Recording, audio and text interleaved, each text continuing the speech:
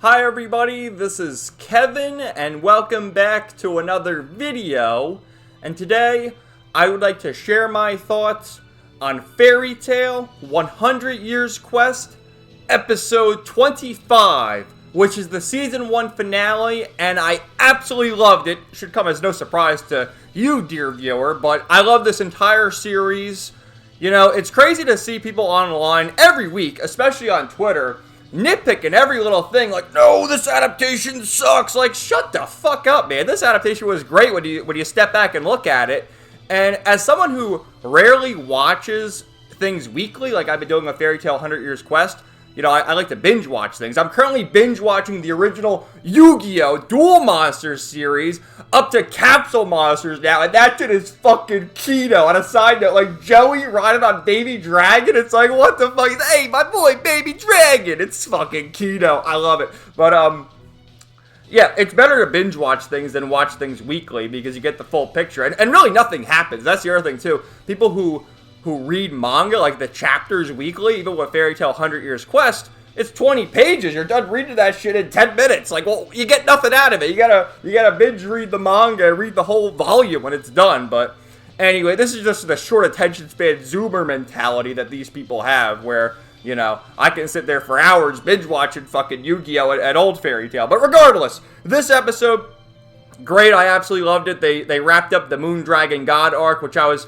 surprised at that because, you know, I kept talking about once the arc started, I'm like, oh, where's that cliffhanger ending going to be? And yeah, I guess they rushed some of the fights, but overall, it still worked out quite well. And as I always say, like, you have the manga to fall back on as the original source material. Some things are going to be better in the manga. Like, I think the dragons look better in the manga, the way they're drawn, as opposed to how they appear on the anime. But with the anime, you have the voice acting, the music, color, all sorts of things like that. And as far as the voice acting goes, both the Japanese and English dubs are fantastic. I love them both. Although with the English dub, I think they just aired episode 22 or 23, so they're close to finishing it, but a few weeks behind. Anyway, let's go through it. I have my screenshots as well as manga panels to compare and contrast things. It begins with our heroes. Of course, they are fighting against Atlas, I forget the fucking guy's name. But anyway, the jobber boss of this arc, they're fighting against him, and he was similar to the thing they fought in Tartaros, and, you know, Wendy comes to that realization, and they're not really doing too much, but then Irene shows up, because remember, they're in Ellen tier, and she says, well, once your magic hits 99, it actually goes back to 0, and it resets, and you can get even more power. This isn't even my final form. So she tells Wendy, and Wendy's like, all right, let's go. So there's Irene, of course. And Wendy does this transformation where I do think the manga, she goes Super Saiyan Blue. But I do think the manga looks better because the way it's supposed to portray Wendy aging a little, and she gets taller, and I guess you can kind of see it with the screenshot, but I think it looks better in the manga in that case. Also, you see how, like, her outfit's battered and bruised from the battle, and here it's, like, very clean. Like, there's no dirt or it's ripped or anything. It's all clean, whereas, you know, in the manga, it's more battered and bruised, and you see, she looks kind of taller there, right? I mean, I don't know, that looks like normal Wendy. This looks like a bit of an older Wendy, but that's the idea. And so Natsu and Gray are like, it's older Wendy, she's gonna turn into Edo Wendy, wait a minute. And Wendy's like, no, my boobs didn't grow, I'm not Edo Wendy, what happened? Poor girl. She'll get there one day. How old is she? I mean, I know she's a dragon, so she's like technically 500 years old or something, but she's really 15. She was 16, you sick fuck! But, yeah, so Urza gets power. They all get their power boost, and they charge in for the ultimate attack, which they do. Yeah, look at us go. I love all their poses. Natsu's punching and they're all doing their moves. Urza has her sword and all that. And then as that happens, they're in a cave. It starts collapsing. So, we gotta get out of here! and both, look at Wendy and Lucy are both doing the XD face. Hilarious. So they're making their escape. Here's my first comparison. Which, yeah, it's the same thing. It's just kind of stretched out because of the 16:9 aspect ratio, but it's cute. I love it. So then their escape, of course, is Virgo. Ta-da! I saved you guys. I love her pose. Like, yes, praise me. Punish me, princess. So they escape. And then after that, they're able to celebrate. It shows the, Selene, remember, Selene and Suzuku escaped and returned back to Earthland. So we have the Moonlight Divinities here who have been captured. And there's actually a cute moment where Mimi looks over at Lucy and sort of gives her a thumbs up and says, "Hey, Lucy, I'd like to fight you again in the future. Let's do it, girl." And Lucy kind of like waves back at her. It's a cute little scene. So there's Yoko and Hakune. Why is Hakune blushing? I don't even know why. I just got the screenshots, and you know, as much as I love the episode, it's kind of just erased out of my mind already as I go through the screenshots again. But so everyone's celebrating. We have Natsu fist bumping with the Shrine Maiden, the Elder, and they start celebrating. And he's burning the house down. And look at how everyone's like, settle down. Yeah. Farrah's selling out, Wendy's selling out, Lucy's just gonna like, oh, let him be. Gray's getting naked over there, which more on that later. We have Natsu, he burns the whole thing down, and he's just laughing. Lucy's like, settle down, Natsu, no, you can't do that.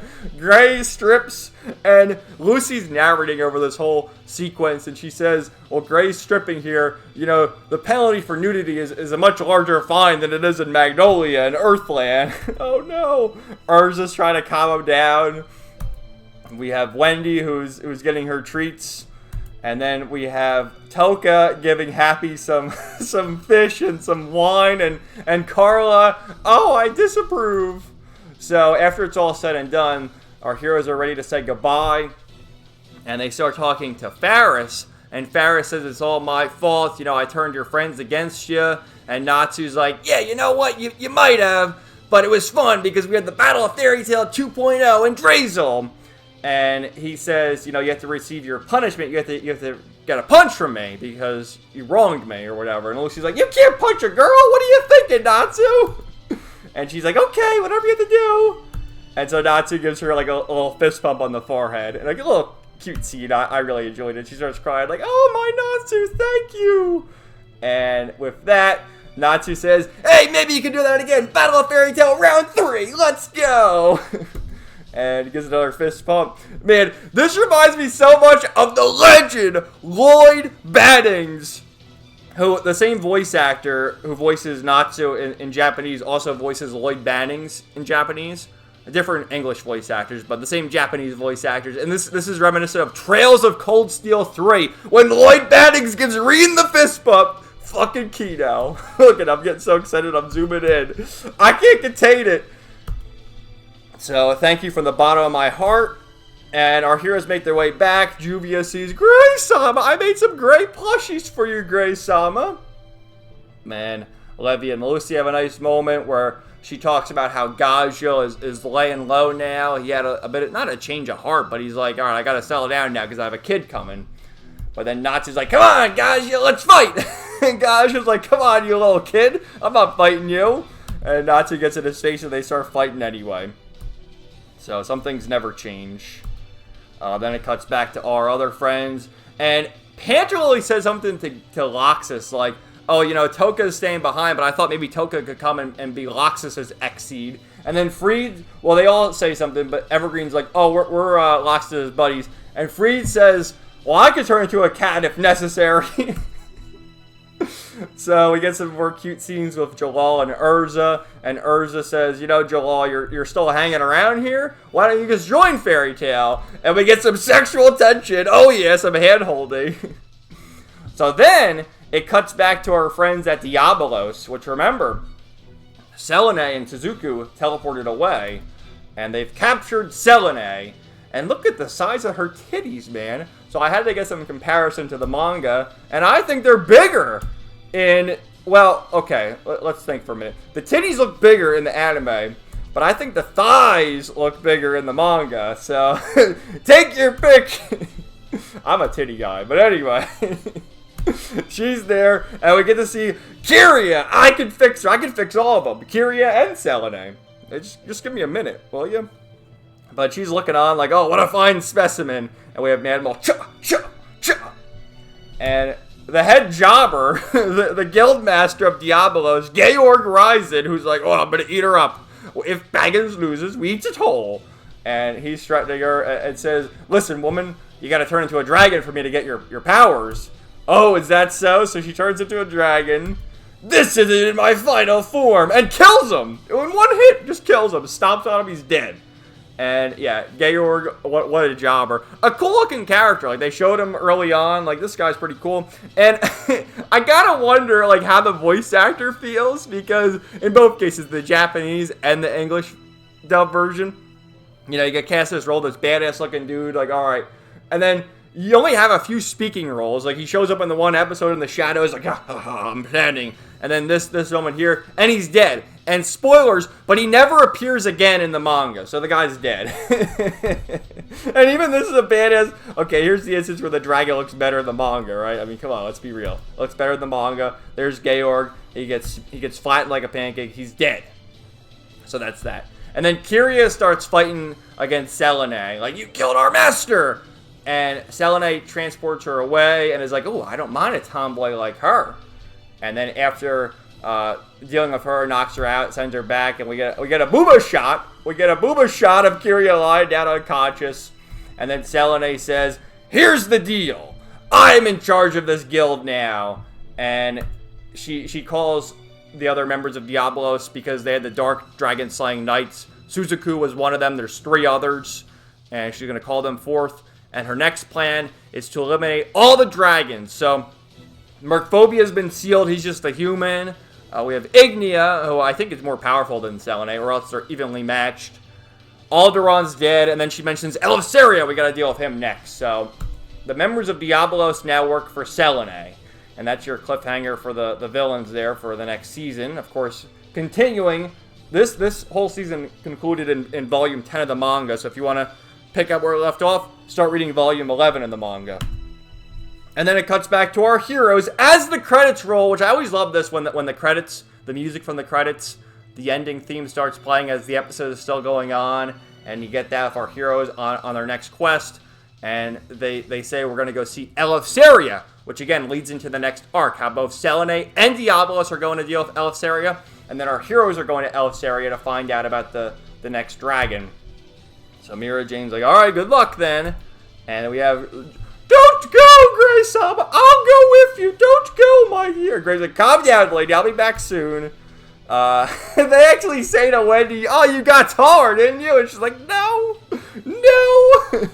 Poor girl. And I love this shot right here. Such a great shot. I'm going to make this a thumbnail. It just captures the essence of what Fairy Tail is about. Our beloved heroes and all their personalities, the smiles. I fucking love it. This is a perfect image of Fairy Tail. And if you're like a new viewer to Fairy Tail and you see this, I don't know, I would be like, I gotta watch it right now. I love it. But, so here's the thing where you have the wackos who are, we're gonna nitpick everything, which I'll nitpick it here, but I'm gonna say the anime, I think, looks nicer. So the nitpick is that everyone's outfits are how they appear in the anime, except Lucy has a different outfit on. She has a different shirt. I guess this is more of Lucy's classic attire, especially from the final season of the original series. So yeah, it would have been cool if Lucy changed her outfit as she does in the manga. She always changes her outfit. That's the whole idea of Lucy. She's the sexy waifu who's got to change her outfit. But I guess like she just looks great. I love it. I love it in the anime. So yeah, that's the one instance where I'll say, okay, the anime did it better. So there you go. They're off for their next adventure.